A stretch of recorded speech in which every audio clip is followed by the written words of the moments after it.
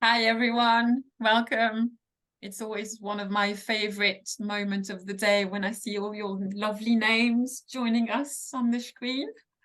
I'm just going to allow another 30 seconds for everyone to join. We have quite a lot of registrants for this conversation, and then we'll start. But it's a pleasure to have you, and the warmest welcome from all of us.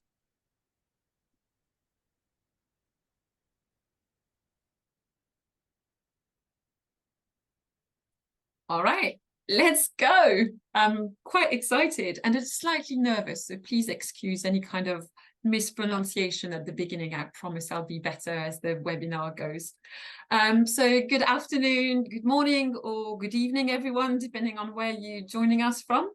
It's a pleasure to have you for this Insight series on Do We Still Need Gatekeepers? A very broad and important question. So for those of you who don't know me, I am Pauline Vicard. I'm the co-founder and executive director of Arini Global, and that will be my huge pleasure to guide the discussions today. If you don't know us, Arini Global is a think tank dedicated to the future of fine wine. So what it means is that we look at how the world is changing in terms of big picture conversation like geopolitics and trade, climate and environment, tech and digital, or societal change. And we look at how those big changes impact both the production and the distribution of fine wine.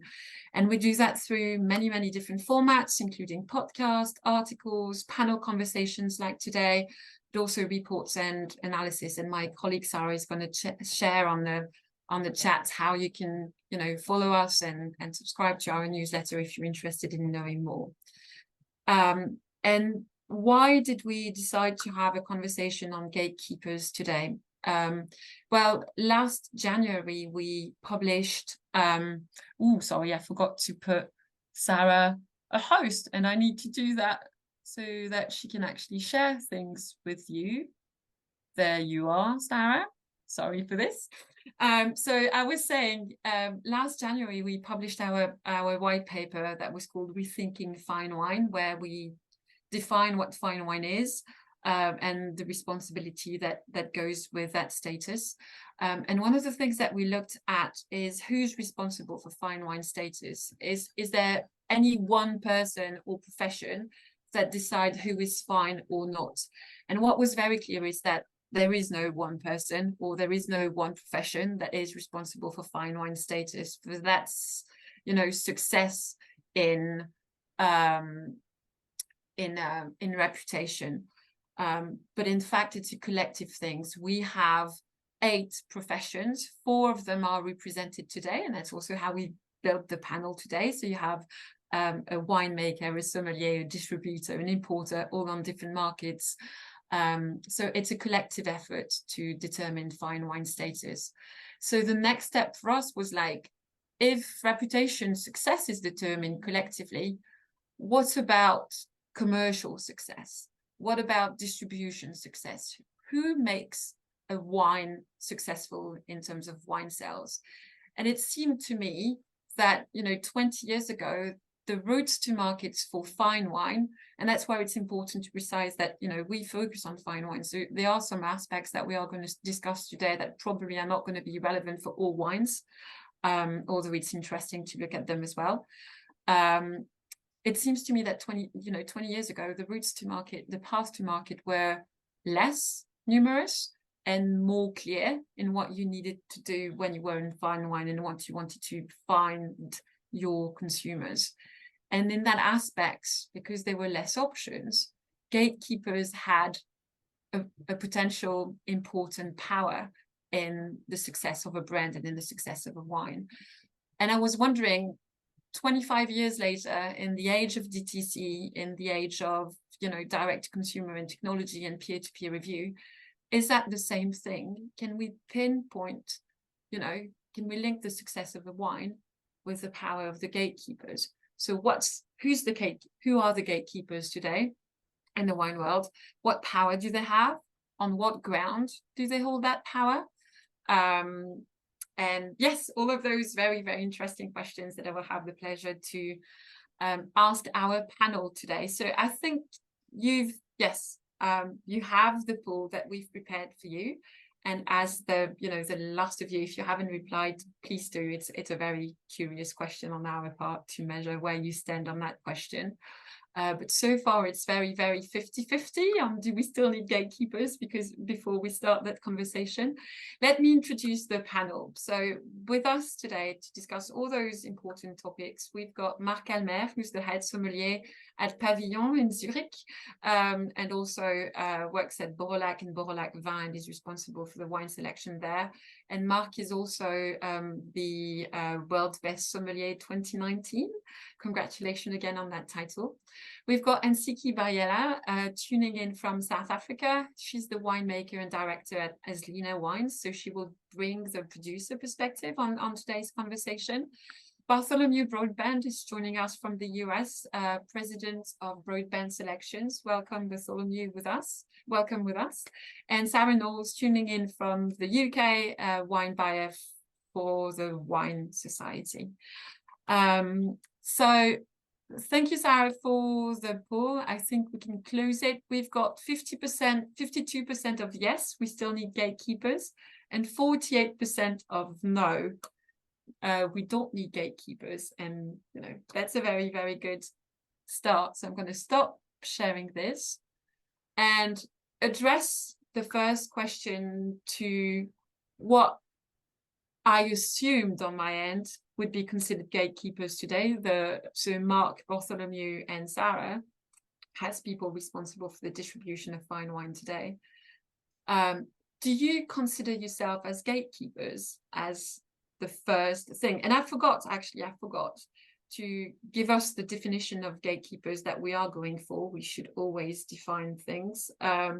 But in the context of this panel, we chose to define gatekeepers as those who engage in the activity of trying to control who gets particular resources, power, or opportunities, and who does not. So does that sound like something that you are or that you do? Sarah, do you want to start answering that question? Do you consider yourself as a gatekeeper? So I can kick off. So I guess in a very broad sense, I can recognize that you might see the buyer's role as a gatekeeper. And of course, we make decisions on what is and what isn't bought for the company I happen to work for. I make those decisions. But actually, we always refer to ourselves, and this may be internal, but and please forgive the slightly naffness of it, but we think of ourselves as truffle hunters. So actually, we think we're much more explorers, adventurers, we're enthusiasts, we're passionate wine nerds. We're open to tasting as much as we possibly can, to considering all wines out there genuinely. And we feel the responsibility for that and really setting our sights very wide. But yes, ultimately, we then have to make a selection. But we tend to really see it as through the lens that we have a very wide category to taste, to look at and to consider. But ultimately, we can't physically and logistically manage all of it. So we have to make some decisions in pulling that down to a manageable range that we can then, really introduce our consumers to. We call them our members because the Wine Society is a cooperative. And so when I talk about members, I mean customer for other retailers. But we have a responsibility to our members as much as we have a responsibility to our suppliers, and to make sure that we show them an interesting range that's balanced and that has multiple price points covered and multiple styles covered and all those sorts of things. So we much more see ourselves as I guess, a truffle hunter, as somebody that's searching for something brilliant. We want to find those wonderful wines, and then we want to show them to our members, rather than considering ourselves somebody that stopped something getting to market. We're not looking for bad wines to say, no, we don't want you. We're looking for great wines that we really want to support. And I think because we're a cooperative, it does give us that extra leverage, because we can access the wines by going direct, because we're a large enough business to do that. But we're also happy to work with agents. We tend to try and dismantle the barriers that might be there for us getting the wines that we really want. So if we want a wine and we taste it in any context and we really want to ship it, then we'll usually try by hook or by crook to do it. So no. Yeah, I like what you said, because, you know, when you look at the concept of gatekeepers, and if you imagine a real city with, you know, real walls around it and a physical gatekeeper at the entrance, you can look at it both ways when it comes to wine. It can be, you know, consumer city and you filtering what wine enters, or it can be wine city and you filtering what consumers get access to those wines, which, you know, in the context of fine wine sometimes happens as well. It's like when you have a very, very limited, a very small wine city and you need to filter who consumers get access. I guess that's also and I think that we can talk about later. In that example, though, it makes our role, it describes the role that I have as being much more about keeping somebody out. So whether that's the wine or the member, to something that's limited. Whereas actually in my day-to-day role, there aren't as many limits. There are huge numbers of wonderful wines. I really see it as something of trying to find the best of those and offer it to everybody I can within our membership, which has a very low bar to entry. And so it's not necessarily about limitations. It's about finding the really exciting things for me. Bartholomew, would you agree with Sarah? Like how does gatekeeper fits with your vision of your role? Well, she's very lucky to be in England, where she can buy straight from producers, which retailers in America can't do, of course. I have an issue with the definition you gave, to which I would say I'm definitely not a gatekeeper, which is the activity of trying to control and get particular resources, power, and opportunities. There's no attempt to control anything from our point of view, but in actual fact, we probably are perceived as gatekeepers because we have to decide what we bring in. But the real problem we have is the three-tier system in America, where you have an importer, a wholesaler, and a retailer. I would love to be able to sell direct to retailers, but we have to go through distributors. We are only saying no to wineries, mostly the ones which we deserve to be in our portfolio. We say no to them because there's only so much we can do and still be able to do the job for the wineries who we already represent. So in that respect, we have to control what we bring in. Otherwise, we would be doing everything for everyone and therefore nothing for anyone. Do you feel that because, you know, for the people that do not know your portfolio, but you work with some of the, you know, most looked for estates in the world, and of course those wines come in very limited supply. So do you know that part about, you know, keeping wine city and deciding who gets access to the wine because of the limitation and the scarcity of them? Do you feel that it relates to your role sometimes, that you have more and more to work on who gets allocation and to gatekeep on that front?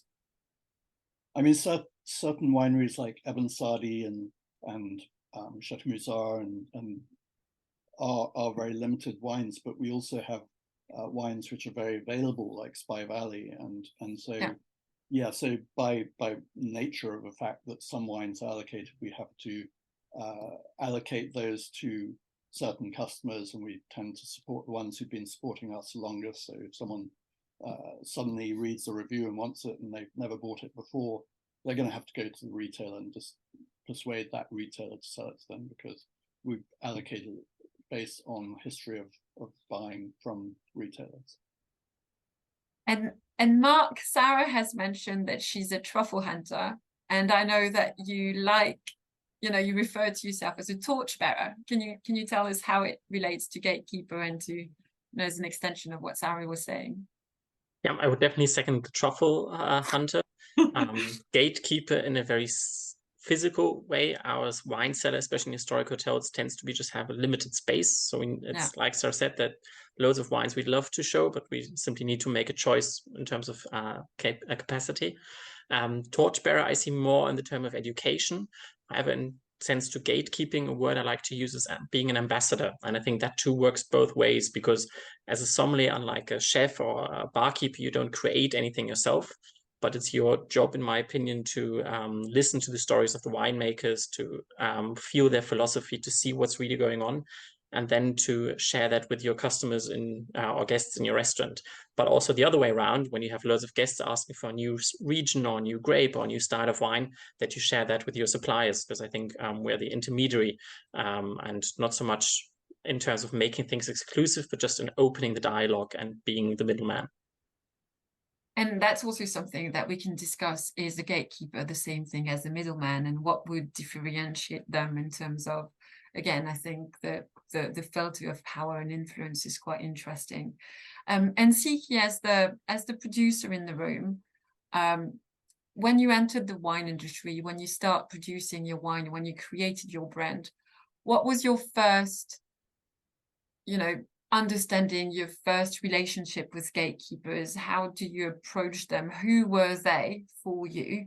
Who were the ones that could potentially have a big impact on the success of your brand, and how did that relationship evolved with time? Yeah, thank you so much. It's been great actually to listen to you guys about this. Even though I can say the name probably sometimes gatekeeping, it's got a negative connotation, which sometimes fits well, but sometimes it's not. So it's in between. I think for me, if I were to look even in my previous job, one of the struggles had been to, that a distributor or a sommelier they're not gonna actually they know what they're looking for. But all you just want time just to taste, and then you can get feedback. Because I can get to a restaurant, they're gonna taste it and they're like, but it doesn't fit our profile. That's understandable. But I feel then the gatekeeping fits more when I'm going to be asking for the time and you don't get a response for the time. Or even the person say, look, I can't make it. I won't be able to see you. That I've actually experienced more. I'm going to talk about the local market, because on the export front, it's been a complete different thing. We started our export with the US. And so we built from there, and then we expanded throughout other countries. But locally, when we started to say, okay, fine, it's time now to actually attend to the local market, it's been difficult to get attention from sommeliers, from restaurateurs, to say, listen, can I just see you to come and taste? I know you're busy, but in your busy time, is there a moment that you can taste my wines? And you find that being difficult. And it differs with different spaces. Cape Town has been very hard. Johannesburg was much easier. They were more accessible. They were available. Sommeliers were available. You'll put the wine in front of them. They taste it. They're like, it doesn't fit my profile. It doesn't fit in my restaurant. And that's understandable. But it was really, gatekeeping is part for me where a person just choose not to give you time. Yeah. But as we understand, from Mark, Bartholomew, and Sarah, sometimes it's also, there's only,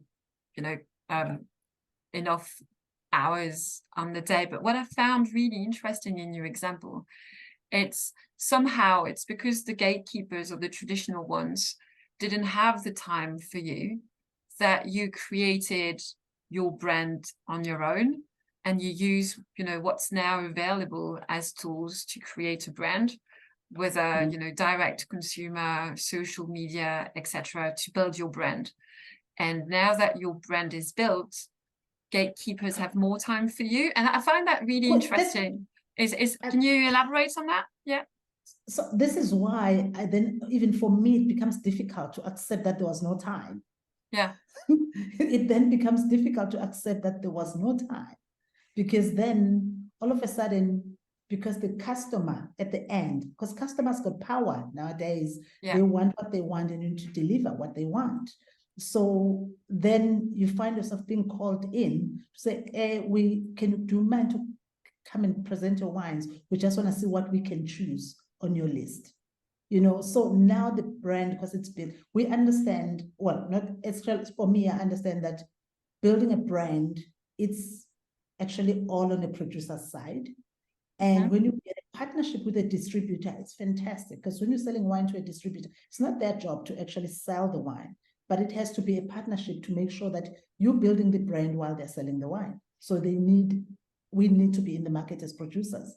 We can't just throw the wine and expect them to sell. That's just, but I think for me, it's been that part where then I find myself like, oh yeah, now, oh, you want me to come and present the wine because you've got people who want, the brand is built.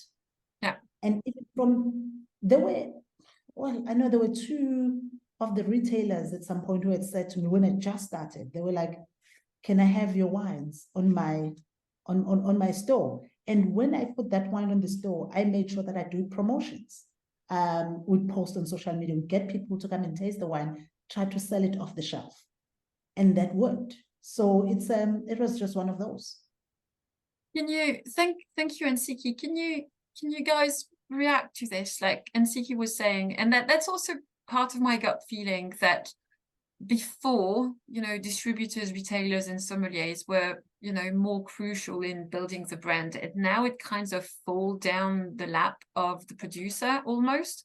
And that traditional gatekeeper in the fine wine space, again, will embark more easily in supporting brands that are already established.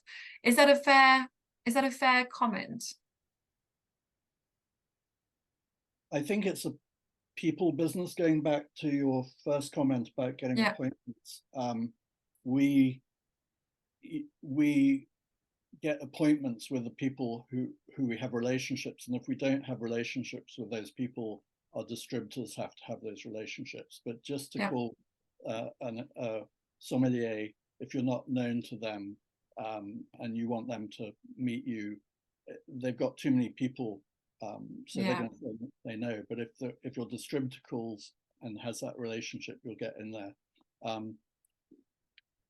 It's the diversity of of wines and of proposition that makes it also so challenging and difficult. There are over 1 million wineries in the world, and they all want to sell their wine. And I've spent a lot of my career building brands and building categories like Portugal and Lebanon and even New Zealand and things, and Vino Verde, but it's so. Yes, it's much easier to sell a category that's already built. Like we just took on Italian wines and French wines in the past during COVID. And if anyone told me how easy it was to sell Italian wines, I would have done it years ago. But it reaches a point where an established importer doesn't really want to spend building brands when they can roll a snowball down a hill instead of pushing one up the hill. Sarah, you mentioned when we were prepping that you believe your own role has a limited impact on the global, wine success. Can you touch on that point? On that? Yeah. So I guess there's something about. So I think, sorry, Pauline, but to 2 points. Yeah. I think there's now a huge opportunity for wineries to have much more ownership of their own brand. And use some of that brand building themselves, and to really position it, and to use social media and various other free technologies to publicize precisely who they are and what they stand for and what these wines are about. And I think the best producers we work with are proactive in that. But as a buyer and as a retailer in the UK, we will also then add to that and try and build wineries brands. But it tends to be in a much softer way, and it's speaking to our membership. So again, this comes back to us being a cooperative. So we're really talking to our people when we talk about these wines, because we send our marketing material to those people. Our website is shopped on through a login code, and so all of that speaks to a group that we can market to. And in the UK, I think the comment I made to you is really just reflective of a sort of realization of our small part to play. So whilst we kind of recognize that we've got responsibility for some of the wines that we look after, we're actually a relatively small retailer in a relatively large market. And the impact that we will have singularly is much smaller than the producer will have across multiple markets and across multiple sort of businesses in building or changing the success and future of a brand. So no, whilst we will be able to buy a certain proportion of a winery's production each year, and potentially and aim to make a very long-term relationship with the wineries we work with, we're only one part of a more complex puzzle, and it's not going to be, I don't think, I think it would be too arrogant for me to suggest that we would make or break any winery brand out there. I think there is much more control now with the winery, which is great. I think we can play a part in making some wineries more successful, and that's where we really hope to be. And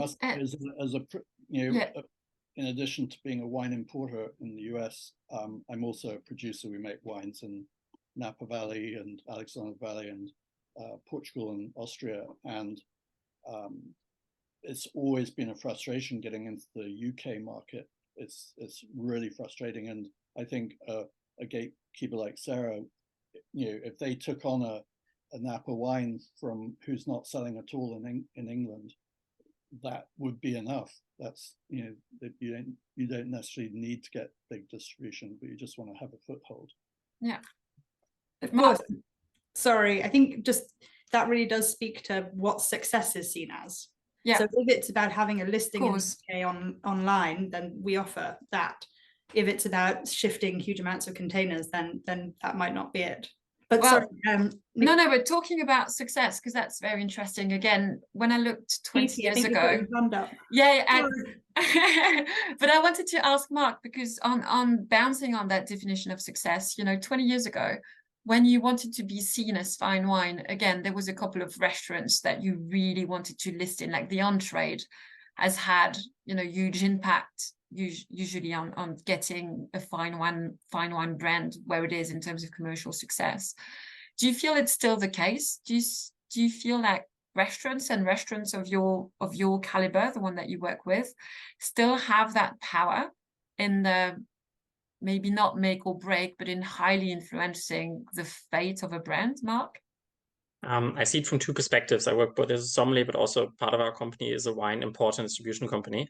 And Switzerland probably is a more classic market where, one, it's defined what is a gourmet restaurant, because we have the Michelin guide, we have Gourmillot guides and more, which doesn't exist in every country. Like in Austria, Michelin at the moment is only in Vienna and Salzburg, and that comes as a surprise to many people. So we still have wineries coming to the Swiss market saying, I want to be placed in 5-star hotels and Michelin restaurants. So yes, it's still an expectation from the winery. And I think it does help to create a certain credibility when you're building a brand. However, I think it's important to keep in mind as a winery that if you sell to Michelin restaurants, you will never be selling big quantities. If you want to go for larger volumes, probably it's great to have those, let's say, lighthouse listings, but it's so important to really be in the broader market, to speak to distributors that are also savvy in selling to private collectors. And of course, also having distributors on the market that can help you in your press work. Because I really loved what Nsiki said in the beginning, that it's not the case that the distributor needs to do the entire work. It's really a partnership between the wineries and the distributor.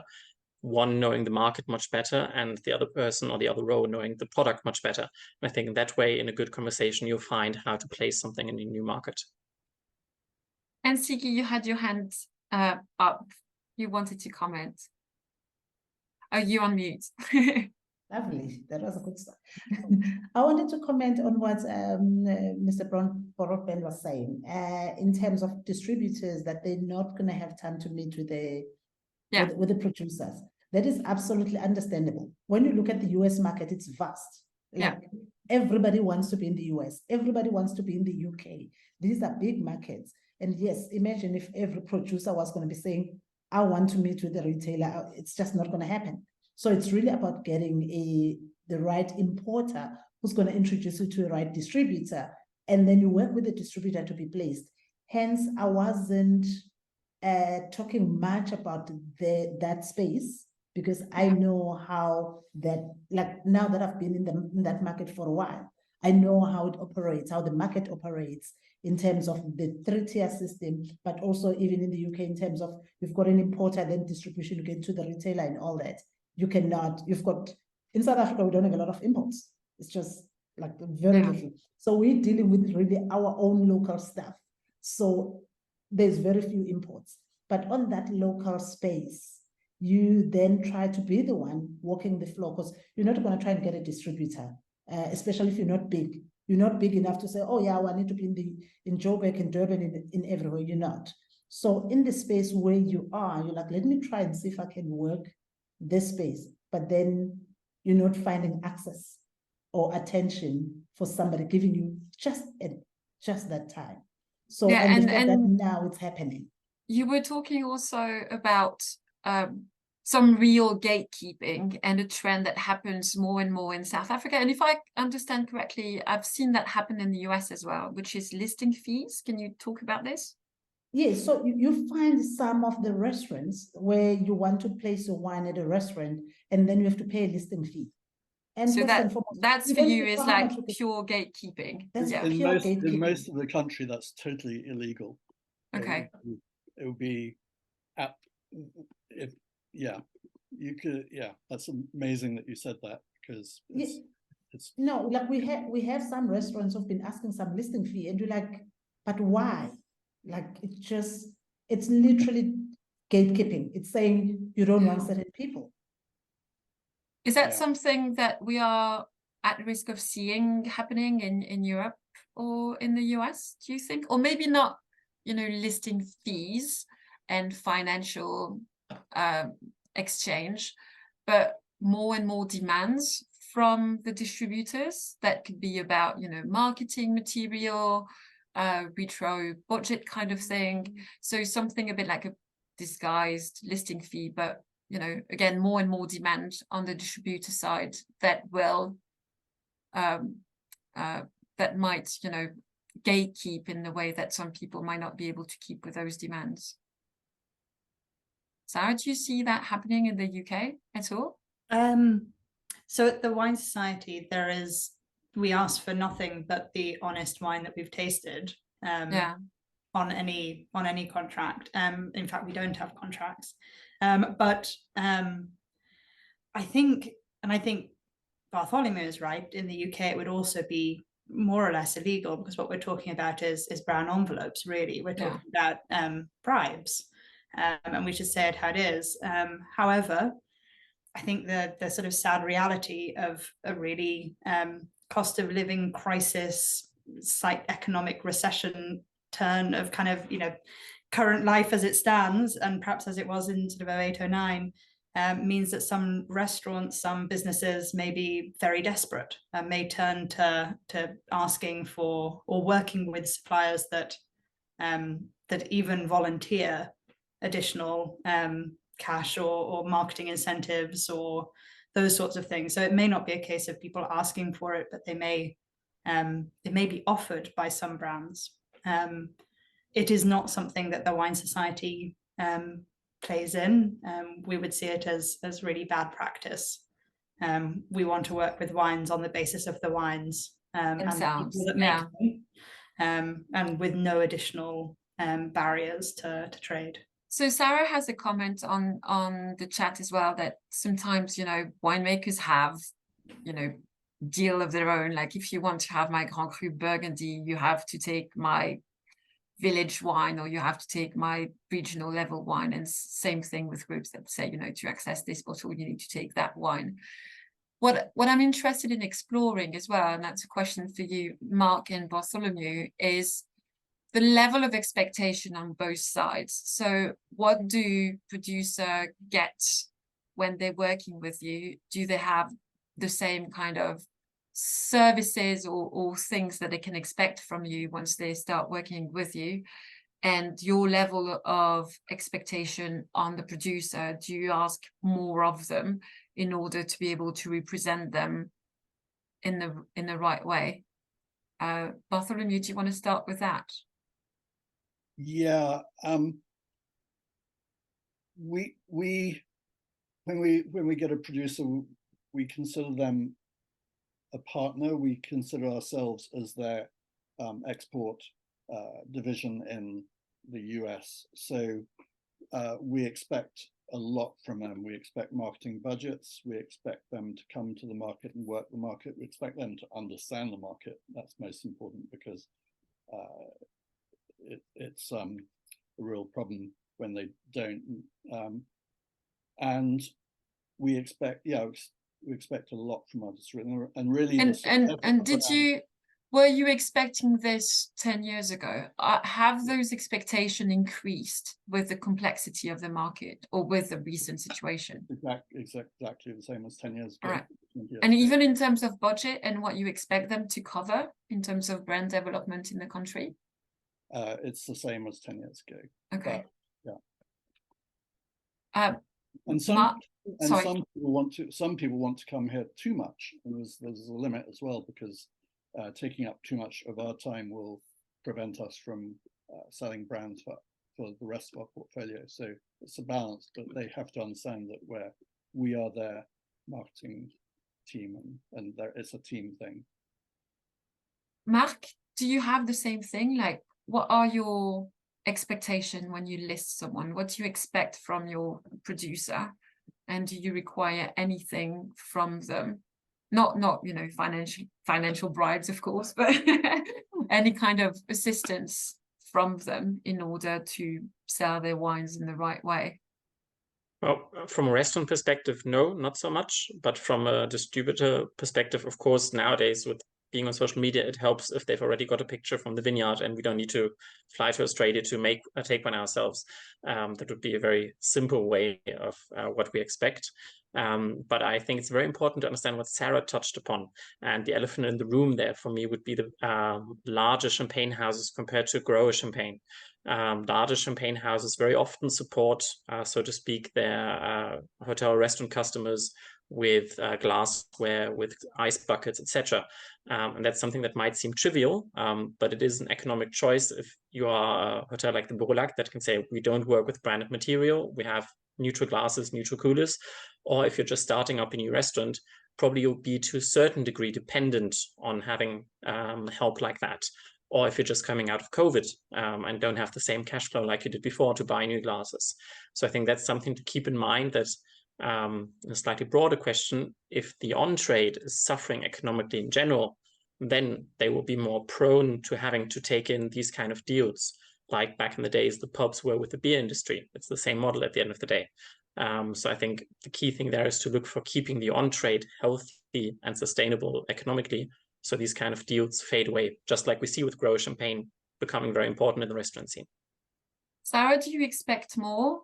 Do you demand more from your producer than what you used to demand 10 years ago? I thought about this because you kindly gave us a few ideas for what you might ask, and I think we probably do in some ways. So we're asking for a lot more detail on how they're working. So we care much more about some of these issues, and we're recognizing our responsibility to our membership and also to the wines that we list. And so we're asking for an awful lot of detail. So we're asking for, certifications potentially. If certified, we want to know about it. We want to be able to put that on our pieces of marketing and PR. We want to know what fining agent is used so that we can let our customers know whether or not it's vegan or vegetarian, those sort of simple things. We want to know if there are great photographs we can highlight, if there are lovely stories we can talk about, so we're much more content hungry than I think we ever were. But I tend to think of that as not being monetary ask as such. It's really transparency. So we're asking for much more transparency that's now made much more that's now codified in a more clear way, because as buyers at the Wine Society, we've always been encouraged to travel hugely. So relative to, I've bought for other companies, relative to buying for other companies, I'm on the road much more than I ever have been with somebody else. And we hope as buyers that we actually visit all of our suppliers fairly frequently and really have an idea of what there is and take some of those photos and also see some of the truth of it. We'll see whether there are bags of sugar in the cellar, or we'll see whether they're using new oak, or we'll see whether there's, what's going on. If there are weeds in the vineyard, we can see some of the identify some of the practices that might be happening or not. Whereas now we're also asking for producers to really be very clear about how they are making their wine and what their intention is. Do you feel like you're providing more in return? And I'm asking, for example, about data. And that was always been, you know, your big questions about producers selling to distributors and not knowing where the wines end up. Well, with you, they kind of know where they end up. But do you provide those kind of data and for the sake of transparency on the other way around? Yes. So as a business, we're trying to work out our own. So a lot of this is connected to sustainability and our increased interest in having genuine sustainability. And we're, as a company, trying to work out how we can improve our own metrics by measuring them. And we're sharing that information with our supply base and with our membership. And we're really keen to then hear back. So we're trying to create forums for open discussion within our supplier group and within our membership group to hear what's important, what's changing, any tips that can be exchanged or shared. And we're looking at lots of different options on those sort of side of things to try and give more back to our suppliers.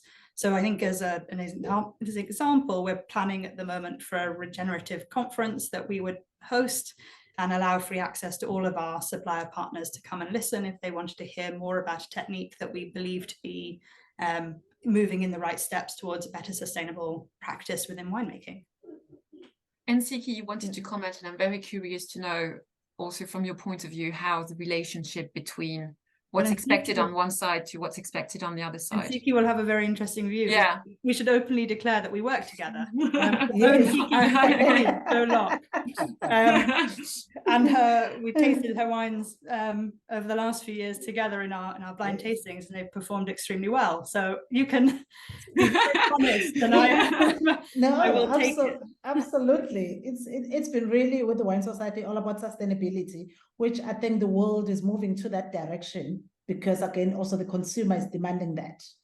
But to come back to whether the distributor demands the marketing and whatnot incentives, in my experience in general, is that every time I visit my distributors, UK, US, Japan, everywhere, I realize the impact it does to the end consumer. Because at the end of the day, my presence in the market's got nothing to do with the distributor only. It's got to do with the end person, so that they know the brand. And when we send like marketing material, like brochures, because we're small companies, so we can't afford to give whatever, you know, but when we send brochures, the aim behind is to align the branding so that they have exactly, in terms of whatever colors they're using for our things, it's actually aligned with what we want. So for me, really, as much as I can say, maybe there hasn't been a demand of saying, we want you in the market, come and do this. It has been on my side to say, I need to be in the market because I see the results. Yeah. And going back to both of us. Going back to your responsibility of building the brand. Yes. And looking at the time, I want to address you mostly, you know, the gatekeepers or affiliated gatekeepers in the room on, you know, we can discuss whether you are gatekeepers, gate openers, but you still distribute, you give a route to markets to wine, so you have a certain influence. And with that comes the question of who gets to be a gatekeeper, and like on what ground, what can justify, what can legitimize your position in that space, that you have the responsibility to decide on who gets listed or not. And Mark, I know that at Borolac, you have a very collective way of buying, and that, you know, you are the best sommelier of the world, but you still you can't decide on everything. Can you tell us about that? Yeah, the question you asked is focused on Borolac Vin, so our wine distribution company. And there we have a very experienced buyer team. We have a management team, and then we also, of course, have distribution team, both on on-trade and off-trade. And basically, whenever any of us finds a wine that gets us excited, as the truffle hunter we are, as Sarah put it, then we put it in front of the panel, and then we have an open tasting and discussion of it to see. It might be a great, I don't know, Chianti, let's say, but if we already are carrying 10 great Chiantis, is it worth the while also for the producer, because there's perhaps already enough Chianti on the portfolio? That would be one example. The other thing would be if it's a great wine on the palate, but then it costs much more than our sales team can realistically achieve with it in the market, then there's no sense too. So we really try to look at it from several angles, get both very experienced tasters and more commercially focused colleagues to give their opinion, and of course then also the marketing side. The overlying rule, of course, always is quality. It needs to have gotten at least one of us excited, and usually that's because it has a great quality or because there's a great story to tell. Of course, because nowadays, like Sarah mentioned, we ask for more certifications, more details behind the product. So there needs to be a very consistent story, but there needs to be a community spirit that all of us, or most of us at least, can happily import and sell this wine. And Sarah, you almost have an opposite way of buying, because you buy on your own, like you're responsible for your own choices. How do you justify that, you know, what gives you legitimacy to do so? And how do you address the bias that by nature almost comes with picking what you like? Yeah, no, so we're hitting the thorny topic of whether anyone's taste is better or worse than somebody else's. And I guess it's very inappropriate to suggest that you know, all taste isn't equal and everybody gets their own taste. It's obviously very personal.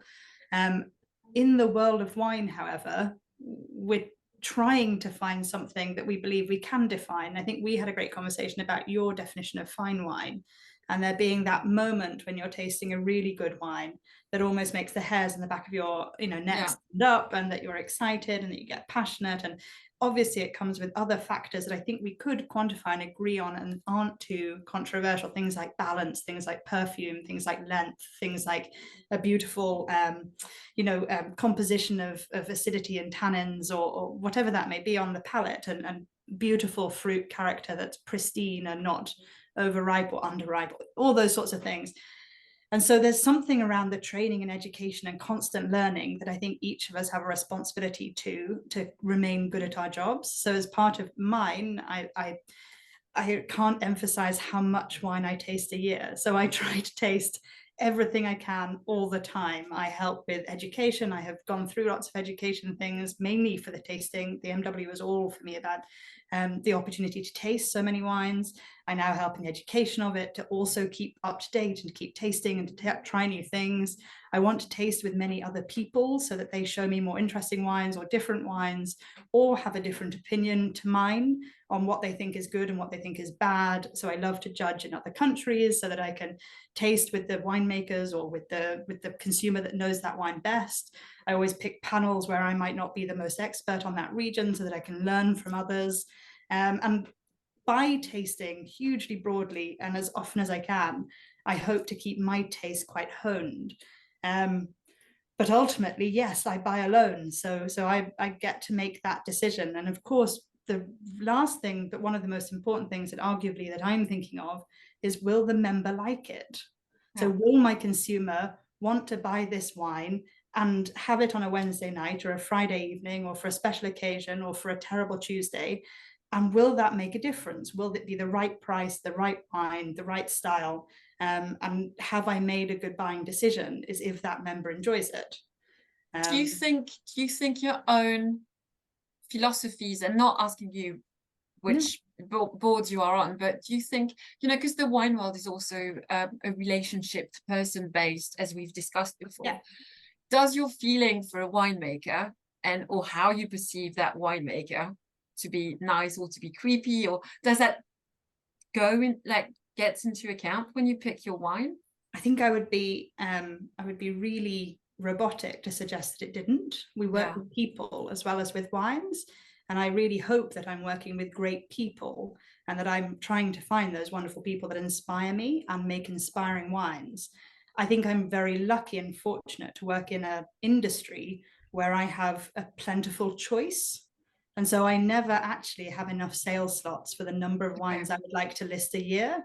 So this, again, coming back to the kind of gatekeeping side, I'm not trying to keep anything out. If anything, I'm trying to find more slots for things I want to get in, because I'm so inspired by the things I'm tasting, or the wines I'm, you know, coming across, and the people I'm meeting and the stories I'm hearing, especially within the fine wine sphere, which is a significantly kind of which I think is a different world when sort of assessing a wine's quality than an everyday sphere. and it really excites me. So I'm lucky that I have to recognize my own bias potentially, but I feel that I am fortunate to have so many things to choose from. I don't think it greatly impacts the Your range choice. that I end up selecting and buying. We In have a negative way, at least, I hope. We have a question in the chat that I think is a good one for you, Bartholomew. Karen is asking, do you think that there is gatekeeping in the sense of price? So thinking of the fine wine market, for example, how much the buyers, importers or market influence this maybe?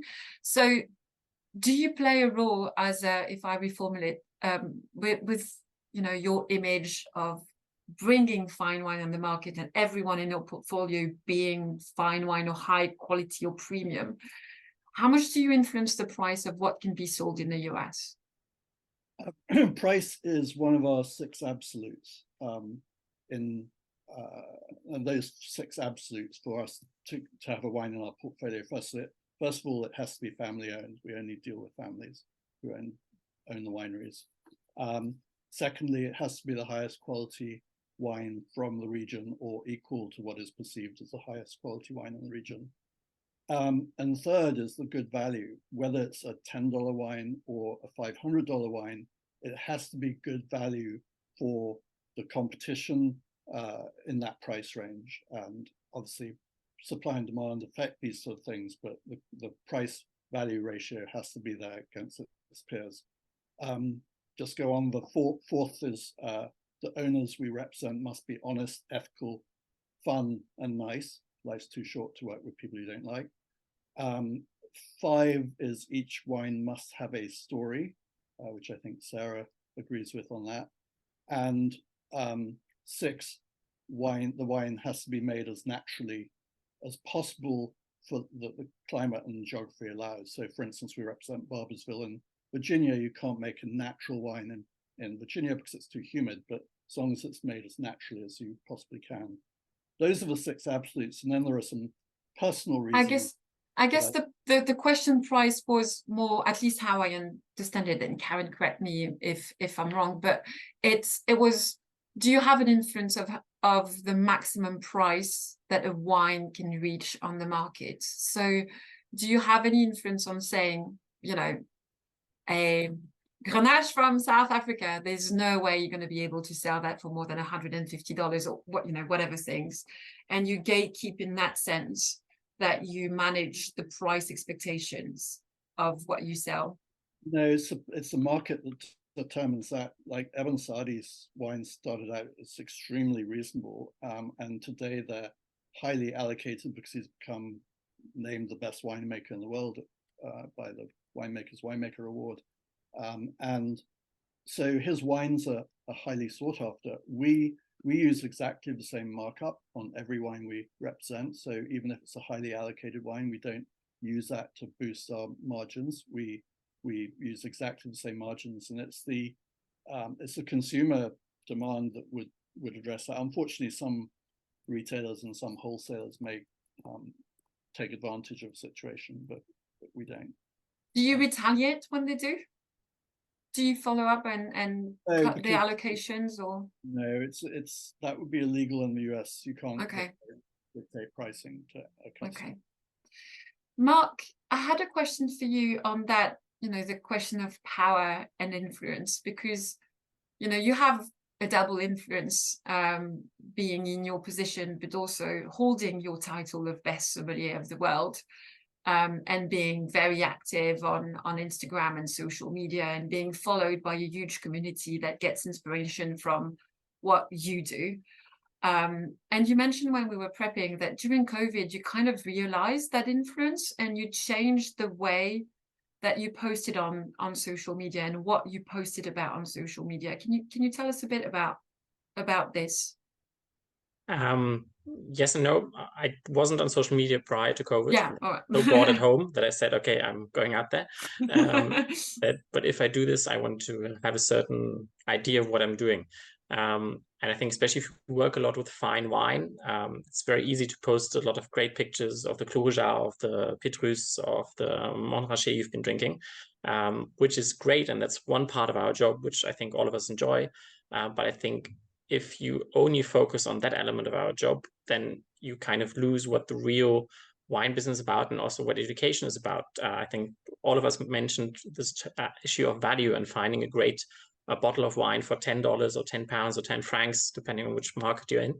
And I think that's something we need to make sure also as fine wine ambassadors that we communicate, because I think it's terrible, especially for those involved in education, if basically the message is, once you become an MW, once you become a MS or something else, you'll only be drinking this and you can forget about the rest. Because I think what is so important is that we are those truffle hunters at every price point.